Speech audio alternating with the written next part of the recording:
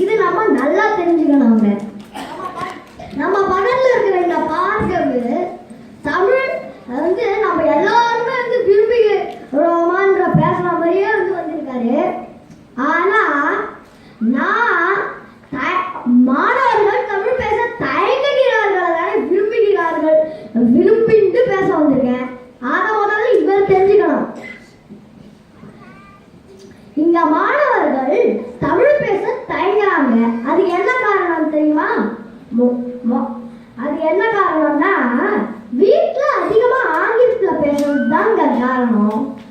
என் வகுப்புல ஒரு 4 தமிழ் பேசும் மாணவர்கள் இருந்தா அதுல 3 பேர் மட்டும் ஆங்கிலத்திலேயே பேசிட்டு இருப்பாங்க. அப்போ அந்த 4வது மாணவனுக்கு பாவம் தப்பா நினைச்சுட்டு இருப்பாங்களோ கேள்வி செய்வாங்களோன்னு நினைச்சிட்டு அவனும் ஆங்கிலத்துல பேச ஆரம்பிச்சிடுவான்.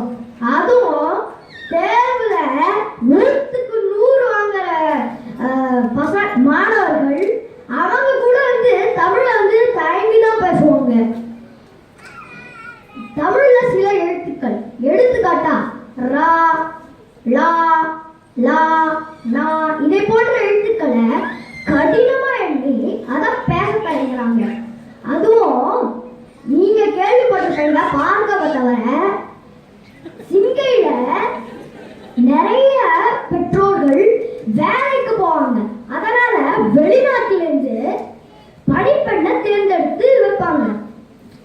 அதுல என்ன சிக்கல்னா அந்த படிப்பெண்ணுக்கு தமிழ் தெரியாது, அந்த மாணவருக்கு அந்த படிப்பெண்ணோட மொழி தெரியாது. அதுல அந்த சூழ்நிலையில 2 பேரும் ஆங்கிலத்துல பேசி பழக வேண்டியிருக்கு.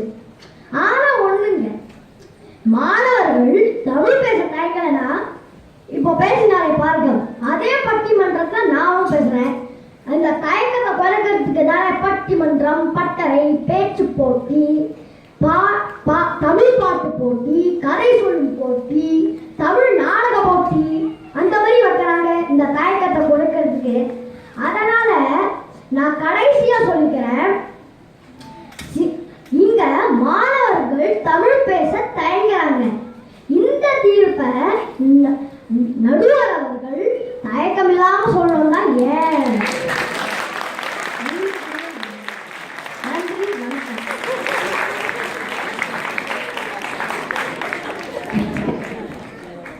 நன்றி சூர்யா. யாராவது பாக்கி நேரத்துக்கு வந்து உக்காந்துக்கிறீங்களா? நீங்க இது என்ன அநியாயமா இருக்கு? வரவங்கள பெரியவங்க பேசுற பட்டிமன்றத்துக்கு நடுவரா போனாதான் எல்லாரும் திருப்பி திருப்பி இந்த பக்கம் இருந்து ஒருத்தர் இப்படி இடிப்பாரு, இந்த பக்கம் இப்படி இடிப்பாரு. இதுக்கெல்லாம் அவங்கள பார்த்துதான் கெட்டு போச்சுன்னு நினைக்கிறேன். ஆளாருக்கு நடுவரை மிரட்டுறாங்க. இவருக்கு நடுவரோட ஜெண்டரை வேற மாறி போச்சு. சரி பரவாயில்ல, பாலினத்தை மாற்றி சொன்னா இப்ப என்ன, அதனால ஒன்றும் குறவில்லை. அம்மாக்கள்லாம் வீட்டில் ஐயா மாதிரி தான் வேலை செய்ய வேண்டியிருக்கு. அதனால அது அப்படி ஒரு எனக்கு கொடுக்கப்பட்ட காம்ப்ளிமெண்டா, எனக்கு கொடுக்கப்பட்ட ஒரு நல்ல விஷயமா எடுத்துக்கிறேன் நான். இந்த பக்கம் இவர் வேற மிரட்டுறாரு. ஆனா சூர்யா சொன்னதுல ஒரு கருத்தை வந்து மறுக்கவே முடியாது. என்ன கருத்து? இங்க இத்தனை பெற்றோர்கள் வந்திருக்கோம், என்னை சேர்த்து தான் சொல்றேன், இத்தனை பெற்றோர்கள் வந்திருக்கிறோம். நாம் வீட்டில் ஆங்கில புழக்கத்தை குறைத்தால்தான் தமிழ்ல வந்து புழக்கம் அதிகரிக்கும்ங்கிறத அவர் ஒரு கருத்து வச்சிருக்காரு. அந்த கருத்தை வந்து கண்டிப்பா மறக்க முடியாது, மறைக்கவும் முடியாது.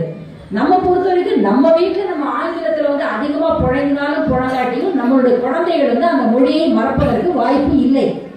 ஏன் வாய்ப்பு இல்லைன்னு சொன்னாக்க, அவங்க போகிற பள்ளிக்கூடத்திலேயோ இல்ல கல்லூரிகளிலோ இல்ல உயர்நிலை பள்ளிகளிலோ கட்டாயமாக அவங்க ஆங்கிலத்தில் அதிக அளவுக்கு புழங்குகின்றார்கள். அப்படி இருக்கும் பொழுது அதே மொழியில பெற்றோர்களும் புழங்கினால் இப்ப இவர் சொன்ன நிலைதான் வரும். அப்புறம் ஒரு அழகான கருத்து சொன்னாரு அவரு, பரவாயில்ல கொஞ்சம் நியாயமா தான் பேசியிருக்காரு. நான் கூட ஒருவேளை ரொம்ப பெற்றோர்களை குற்றம் சொல்றாரோன்னு நினைச்சேன். இல்ல இல்ல, 2 பெற்றோர்கள் வேலைக்கு போறாங்களே, அவங்க என்ன பண்ணுவாங்க, ஒரு பணிப்பெண்ணை வைக்கிறாங்க. பணிப்பெண் வந்து நமது மொழி தெரியாத பணிப்பெண் தான் பொதுவாக இங்கு அமைகிறார்கள்.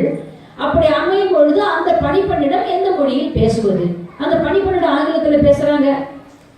என்ன சூர்யா சொன்னதை மனதில் கருத்தை எடுத்துக்கொண்டால் நம்ம எல்லாம் நம்ம வீட்டில் போய் சொல்லலாம், நீ பணி பண்ணிட்டு ஆங்கிலத்தில் பேசிக்கோ, என் முகத்தை பார்த்தா நீ தமிழில் தான் பேசணும், இல்லைன்னா நான் பதில் சொல்ல மாட்டேன், இல்லைன்னா உனக்கு அடுத்த வேளை காப்பி காபி மைலோ பால் மோர் தயிர் எதுவும் கிடையாது. கோழி முட்டை வகையாக்களும் உனக்கு கிடையாது. உனக்கு சாமியார் உணவு தான் போடப்படும், இல்லை அதுவும் போட மாட்டோம். இப்படி வேணா சொல்லி மிரட்டி பார்க்கலாமா இருக்கும், முயற்சி செய்யலாம் நம்ம எல்லாம். ஏன்னு கேட்டால் நான் முதலடி எடுத்து வைத்தால் இவர் சொல்ற பிரச்சனை தீர்ந்துடலாம்னு நானும் நினைக்கிறேன். நான் தீர்ப்பு சொல்லிடல, இவர் சொன்ன கருத்தை நம்ம மனசுல வாங்கிக்க சொல்றேன், அவ்வளவுதான். ஆனா இந்த பக்கம் ஒருத்தவங்க